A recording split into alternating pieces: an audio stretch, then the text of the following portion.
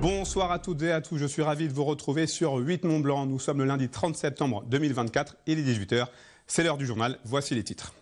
L'université Savoie-Mont-Blanc se tourne encore un peu plus vers l'extérieur grâce à la construction de la MAPI, la maison de l'action publique et internationale. L'UMSB s'offre un passeport pour l'étranger. Plus de précisions dans quelques instants. Et puis nous découvrirons les nouveautés de la Grande Odyssée, la célèbre course de chiens de traîneau, faite en 2025, c'est 20 ans. Et pour l'occasion, cette 21e édition sera placée sous le signe du changement.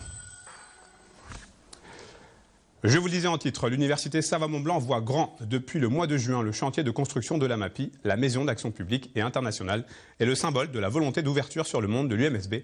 Portée par la région Aura, l'État et surtout le département de la Haute-Savoie, cette future infrastructure doit permettre à l'université de changer d'air. Reportage.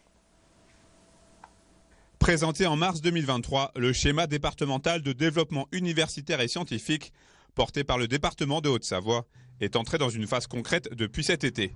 L'imposant chantier de la MAPI, la maison de l'action publique et internationale de l'université Savoie-Mont-Blanc, a pris place sur le campus d'Annecy-le-Vieux, juste à côté de l'IAE Savoie-Mont-Blanc.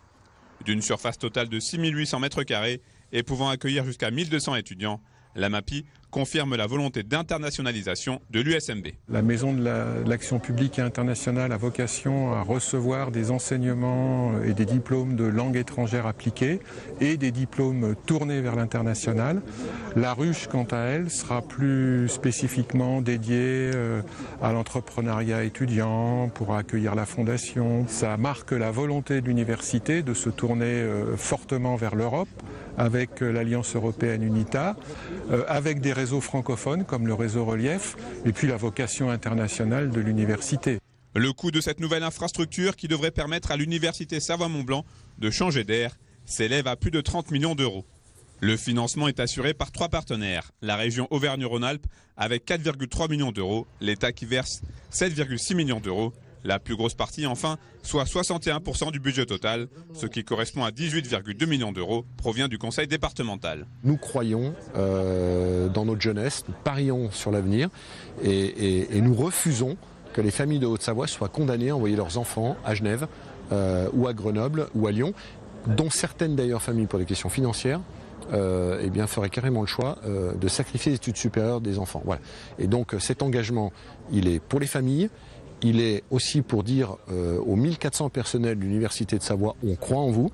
Puis c'est un message très fort qui est envoyé à la région et à l'État, puisque en matière d'université, c'est la région et l'État qui décident, de dire continuez d'octroyer des autorisations, des moyens financiers, des projets à la Haute-Savoie, le département sera à vos côtés. La pose de la première pierre d'un chantier est toujours une étape symbolique, rassemblant élus et décideurs, même si ici les travaux ont déjà plusieurs mois d'ancienneté. Et pour ce projet d'envergure qui comprendra donc 2 bâtiments, à savoir la MAPI et la ruche, c'est l'atelier Alfonso Femia qui a été retenu. L'idée principale de ce bâtiment, c'est de le faire devenir un lieu de destination du campus. La plupart des autres bâtiments intéressants, ils sont assez fermés l'un avec l'autre. Et il n'y a pas vraiment un lieu qui puisse être traversé, qui puisse devenir central, pas seulement pour qui utilise le bâtiment. Donc on a assumé un peu cette responsabilité, comment bien développer un programme, en même temps comment créer un lieu qui puisse recueillir un peu. La maison de l'action publique et internationale et la ruche devraient accueillir leurs premiers étudiants à la rentrée 2027 dans une trentaine de salles de classe sur le campus d'Annecy-le-Vieux de l'USMB. Retour à présent sur la semaine thématique sur la création d'entreprises, un événement qui a eu lieu il y a quelques jours. Pour l'occasion, la Chambre des métiers et de l'artisanat de Haute-Savoie est allée à la rencontre de nouveaux artisans du département. Exemple à Albi-sur-Chéran où Chloé Lemeur a accompagné le président de la CMA Haute-Savoie qui est allé rendre visite à 3 nouveaux auto-entrepreneurs installés dans une pépinière. Reportage. C'est en petit comité mais non sans importance que la Chambre des métiers et de l'artisanat de Haute-Savoie s'est déplacée ce jeudi. À l'occasion de la semaine thématique sur la création d'entreprises, la CMA a tenu à rendre visite à 2 jeunes auto-entrepreneurs, tout juste installés à la pépinière Albespace d'Albi-sur-Chéran. Cette visite aujourd'hui, c'est pour accueillir en quelque sorte, leur faire comprendre que la CMA prend toute sa part, je dirais, dans leur vie d'entrepreneur maintenant, et qu'ils n'hésitent surtout pas à faire appel à nous, à nos agents. Donc là, on a quelqu'un de dédié qui s'appelle Charline, qui s'occupe principalement de la pépinière, mais ça peut aller également au-delà de ces champs-là. On essaye d'être au plus près en fait, de nos artisans dès que l'on peut. Ce jour-là, 3 nouveaux ateliers ont donc été inaugurés. Parmi eux, un luthier dont le travail consiste à fabriquer, réparer ou restaurer des instruments à cordes. Installé depuis octobre 2023, il a officiellement démarré son activité il y a 3 mois. Avant, j'étais salarié, j'ai travaillé 25 ans dans l'automobile, chez un équipementier automobile où j'étais prototypiste. Et donc, suite à un licenciement économique, je me suis réorienté, j'ai profité d'un plan de reconversion. Et je me suis lancé dans le projet de la lutherie parce qu'à l'origine, je suis musicien depuis très jeune. Et donc, pour moi, c'était un peu une continuité dans mon parcours de musicien. Ouverte en 2015 et propriété du Grand Annecy, la pépinière accueille désormais une dizaine d'entreprises. Et les nouveaux arrivants sont unanimes, cet espace leur permet de mettre un pied à l'étrier. Aujourd'hui, j'ai un atelier où je peux recevoir mes clients et c'est beaucoup plus professionnel. J'ai un atelier où j'ai de la place pour travailler, j'ai beaucoup de place et ça c'est top. J'ai aussi de la place pour stocker mon matériel, stocker les fauteuils de mes clients. Et en plus, en dernier, j'ai plein de collègues artisans et ça c'est top. Le loyer est très raisonnable par rapport aux locaux qu'on trouve, quand on en trouve, parce qu'il y en a peu. Et puis après, il y a tous les autres artisans avec qui on peut discuter et se donner des conseils, échanger sur nos problèmes et voilà, essayer de comparer un peu nos expériences. Si leur installation sur le lieu reste temporaire, ces artisans comptent bien prendre leur envol d'ici peu et monter leur propre atelier.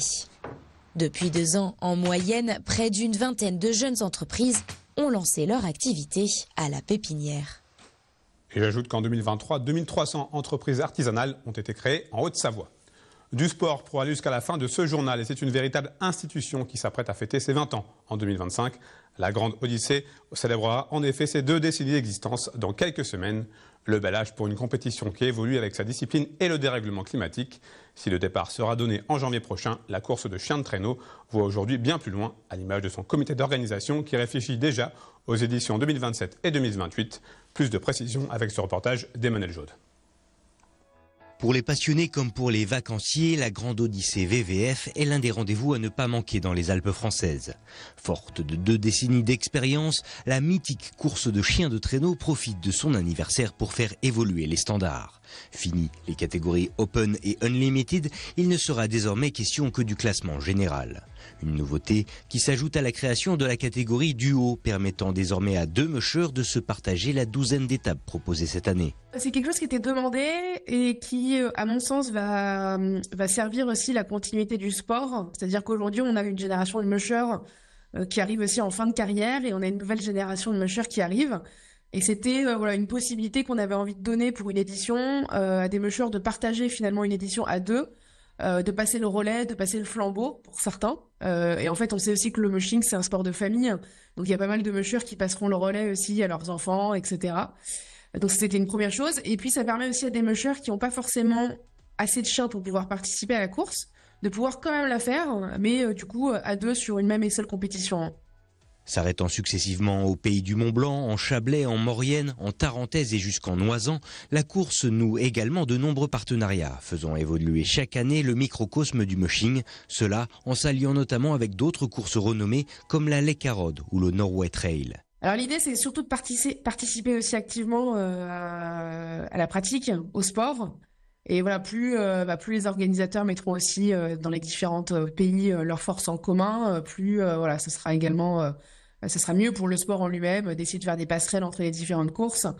Il y a également une deuxième course qui a lieu en France qui s'appelle la Lake Arrowd, sur laquelle on aura aussi un partenariat cette année, ce qui est le cas depuis l'année dernière. Donc l'idée, c'est d'aller ensemble vers la même direction. Des choix qui s'anticipent d'ailleurs plusieurs années en avance. En effet, si l'édition 2025 n'a pas encore démarré, le comité d'organisation travaille déjà sur les compétitions de 2026 à 2028. Car si la grande course s'est établie il y a 20 ans de cela comme un événement précurseur dans son genre, elle se doit aujourd'hui de poursuivre son évolution afin de rester l'une des références européennes de la discipline. En football, le FC Annecy ramène un point très précieux de son déplacement sur l'île de Beauté. Face au Sporting Club de Bastia, comme très souvent cette saison, les hommes de Laurent Guyot ont ouvert le score dès la 10e minute avec un but contre son camp de Guevara, bien pressé par Capidjoko. Les insulaires égalisent avant la mi-temps grâce à Lamine Cissé sur cette superbe reprise de volée. Au retour des vestiaires, les Corses vont reprendre l'avantage sur un penalty signé Amine Boutra. Mais les Reds vont retrouver les ressources pour égaliser et ainsi conserver leur invincibilité à l'extérieur. Travis Dago inscrit son premier but de la saison après un gros cafouillage à la 82e minute. Score final, 2 buts partout. C'est la fin de cette édition. Merci à vous pour votre fidélité à Information sur 8 Mont-Blanc. Merci à toute l'équipe pour son aide. Vous en avez désormais l'habitude. Tout de suite, c'est la météo de Thierry Paulme. Retour de l'information sur 8 Mont-Blanc ce mardi à 18h pour un nouveau journal. Passez une très belle soirée.